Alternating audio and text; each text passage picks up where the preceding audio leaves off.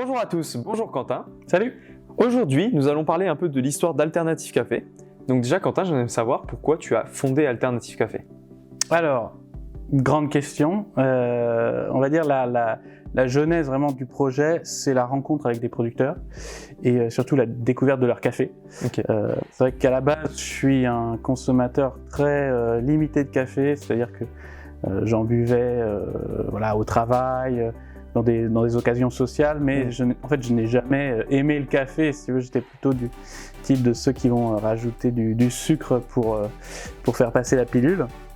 Et quand j'ai bu des cafés de producteurs, des cafés de domaine, j'ai découvert un tout nouveau produit, quoi. Enfin, c'est un peu un moment eureka où on se dit, en fait, le café, c'est pas du tout ce que j'en connais.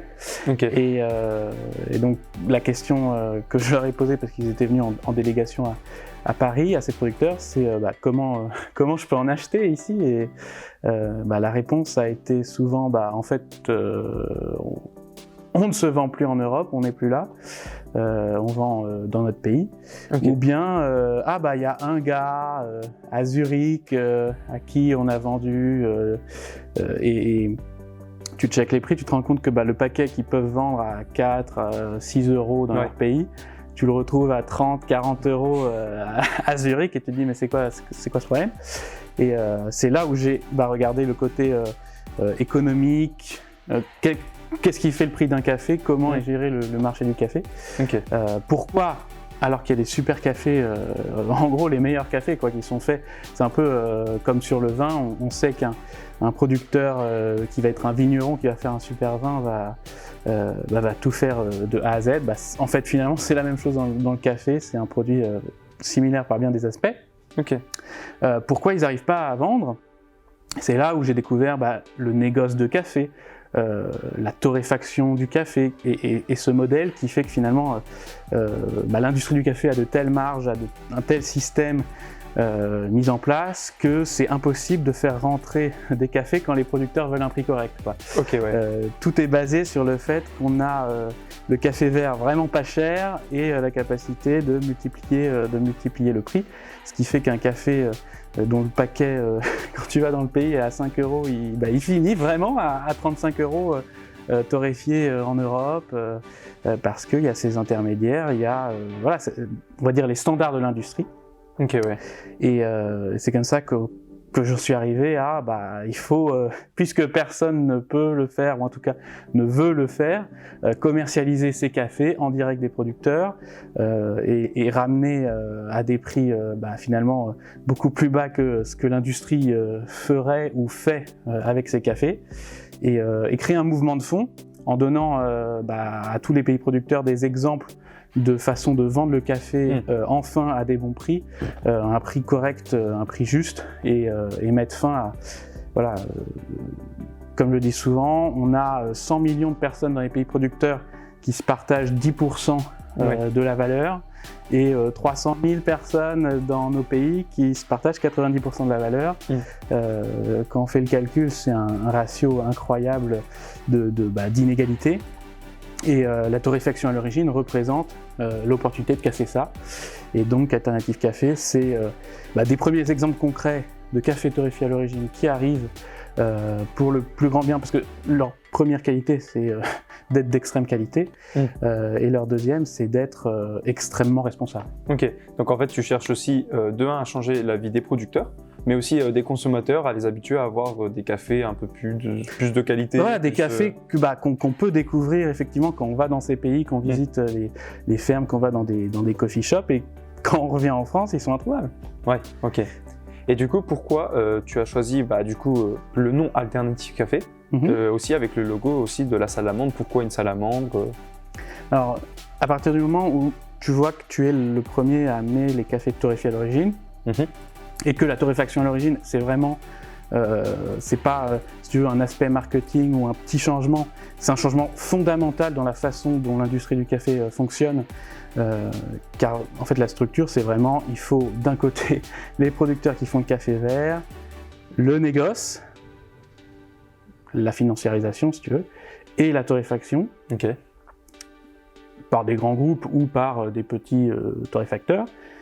À partir du moment où tu reprends l'ensemble et tu dis en fait c'est le producteur et le consommateur et nous on doit être le pont, en fait tu es une alternative à tout ce qui se fait. Okay. C'est un peu une façon de dire tous les différentes marques, les différents positionnements, les différents cafés qu'on a, en fait finalement tombent dans un même sac, que ce soit le café de spécialité, le café équitable, le café on va dire commercial. Okay. Ils font tous la même chose. Nous on amène l'alternative. Donc globalement l'alternative c'est ça. Ensuite il y a un petit jeu de mots. Le native ressort un peu du logo parce qu'il y a cette idée que ce sont les cafés natives. Okay. Un gros problème dans l'industrie du café, c'est c'est un peu open bar dans ce qu'on peut marquer sur un paquet. On peut donc, si on a la traçabilité, torréfier un café en France, mais malgré tout mettre le nom, par exemple Mexique, café du Mexique. Si on a les infos de la région ou du producteur qui a fait le café vert, on a le droit de le noter. Ok, donc souvent en fait on met par exemple un pays, mais c'est pas forcément là où il a été torréfié. Exactement, et on peut même parler de café de terroir parce que justement il y a aucune législation. C'est pas comme dans nos vins, nos cafés, nos fromages, etc. avec des régulations qui fait que on peut pas nommer un lieu si la transformation n'a pas eu lieu. On peut pas dire un vin de Bordeaux si en fait oui il y a le raisin qui a été exporté en Argentine et là-bas ils ont fait le vin. Non, ça marche pas comme ça. Donc ça c'est aussi pour marquer ça aux gens. Là c'est les cafés natifs qui ressortent. Ensuite la salamandre, pour moi c'est vraiment l'animal un peu mystérieux, on connaît très bien la salamandre on va dire de sa signification médiévale, du fait que c'était un animal qui allait protéger les trésors. Ok, ouais. Donc mettre une salamandre sur le paquet, ça veut dire à l'intérieur, il y a un trésor à protéger. Okay. En plus de cela, la salamandre est très identifiée avec le feu, ce qui, on dit souvent qu'elle va finalement apporter un feu positif et protéger des mauvais feux. Donc avec le café, la torréfaction, c'est un peu l'idée que elle va amener le bon feu, la bonne torréfaction. Et c'est un animal qui a plein de taches sur le corps. Voilà, sur le corps naturellement. Donc les remplacer par des grains de café, c'était l'évidence, surtout que on amène des cafés de haute qualité qui doivent être préservés en grains.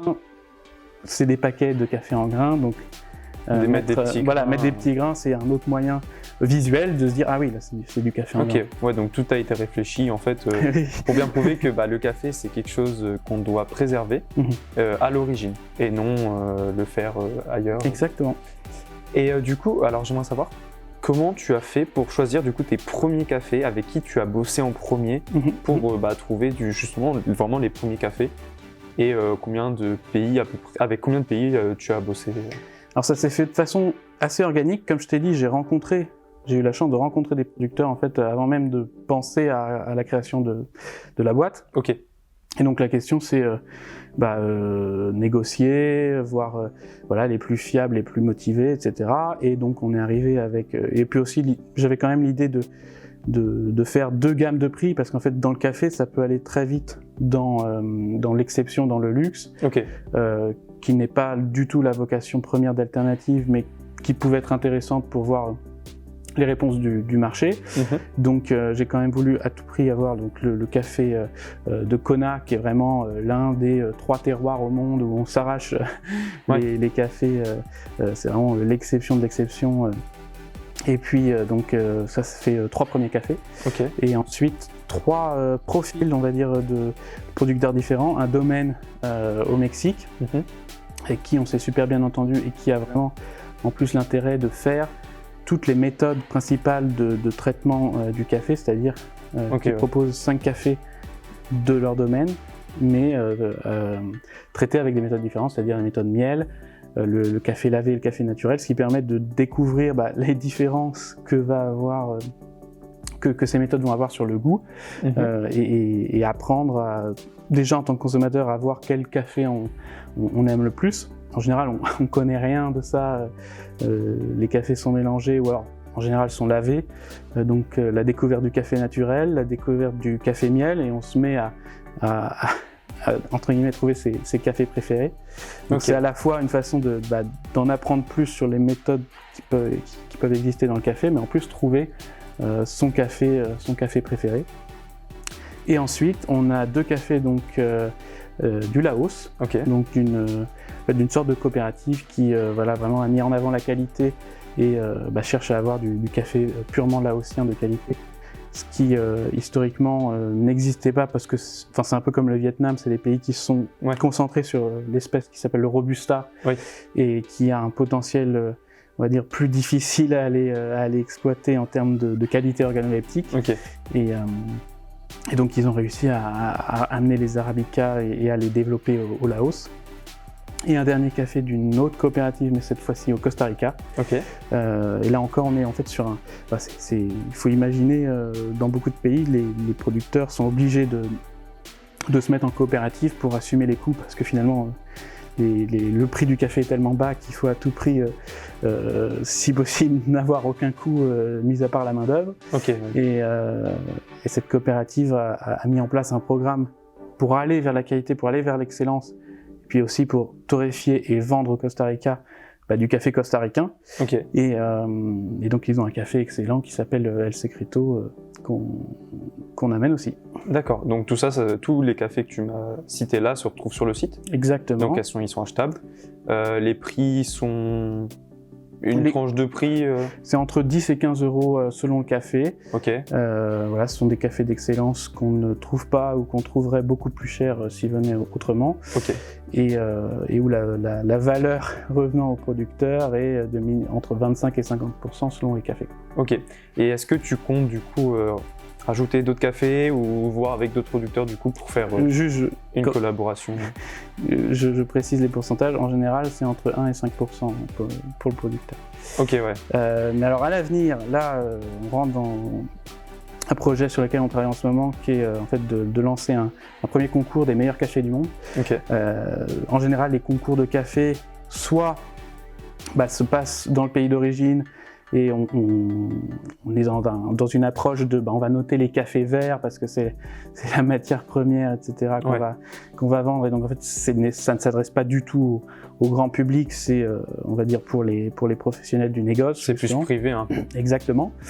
Soit les concours de café, ou en tout cas autour du café en Europe, ça va être le meilleur torréfacteur, le meilleur barista. Le meilleur barista, exactement.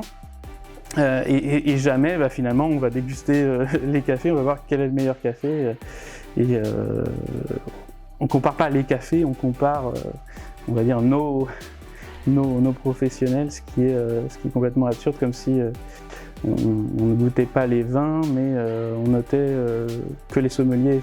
Donc c'est assez dommage. Donc ça va permettre donc à la fois de sortir, découvrir de nouveaux cafés qu'on ne connaît pas encore, et puis donner une légitimité aux meilleurs, puisque aujourd'hui les seuls éléments de légitimité pour un café, ça va être de se faire noter le café vert et non pas le paquet de café que le consommateur va acheter. Donc aller donner une légitimité, parce que tout le monde dit les meilleurs cafés, on vous amène les meilleurs cafés. Là on va pouvoir le prouver. Donc ça c'est déjà un gros plus. Et puis donc ça va se passer en Espagne, donc en plus on va pouvoir développer Alternative dans un autre pays, voir comment le marché y répond aussi. Donc beaucoup de choses. Et donc ça va se passer à la fin du mois de septembre.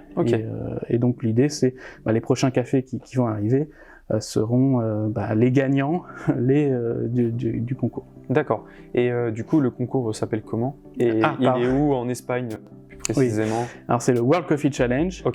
Et il aura lieu à Ourense, en Galice. Donc c'est si tu veux, juste au-dessus du Portugal. Pour ceux qui connaissent pas bien l'Espagne. Et ça aura lieu durant un salon qui s'appelle Termatalia, qui réunit en fait beaucoup de pays hispanophones, et puis le Brésil d'ailleurs, donc l'Amérique latine, etc. tous les ans autour de thématiques comme le tourisme, le bien-être. Ok.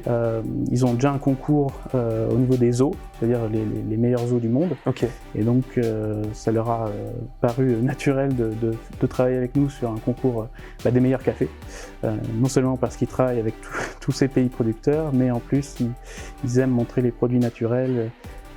Puis l'idée de développer des routes du café, de permettre aux gens de découvrir, parce qu'en fait finalement on ne connaît pas grand chose du café, et c'est normal puisque c'est fait à l'autre bout du monde, donc d'aller découvrir des plantations, etc. Donc beaucoup de thématiques qui font que c'était la collaboration parfaite. Parfaite, ok. Et j'ai une dernière petite question. Quels sont tes objectifs avec Alternative Café et comment tu sens l'avenir en fait de Alternative Café à l'heure actuelle? À court terme, moi, vraiment, c'est de continuer de développer une communauté autour de la torréfaction à l'origine, du café de qualité et du café responsable. Okay. Je pense qu'il y a quand même une image. On sait que le café a de nombreux problèmes sociaux, d'où l'équitable et souvent des reportages qui montrent les problèmes. Okay, ouais. On a enfin une alternative, un modèle durable qui se tient, donc ça doit prendre, mais il faut expliquer aux gens et donc c'est notre job de réunir les gens autour de cette thématique. Et donc ça c'est vraiment à court terme. À moyen terme, ça va être finalement en gagnant en volume, de pouvoir faire venir peut-être des cafés un peu plus abordables, puisque finalement il y a un tel arbitrage sur les prix. Si on peut ramener des cafés de 50 à 15 euros, on pourra ramener des cafés de 15 à 8 ou à 7 euros. Okay, ouais. Mais pour ça, il faut avoir les quantités. Donc il faut avoir les clients, les distributeurs pour faire venir des quantités plus importantes, pour réduire les coûts de transport, etc. Okay, ouais. Donc ça, ce sera clé pour vraiment changer profondément le monde du café. Et ça, c'est 3 à 5 ans. Ok. Voilà. Merci beaucoup Quentin d'avoir répondu à toutes mes questions. De rien. Merci à vous d'avoir regardé la vidéo, en espérant qu'elle vous aura plu. N'hésitez surtout pas à la liker, à la partager, et n'hésitez pas aussi à vous abonner à la chaîne, et on se dit au revoir pour une prochaine vidéo. Au revoir.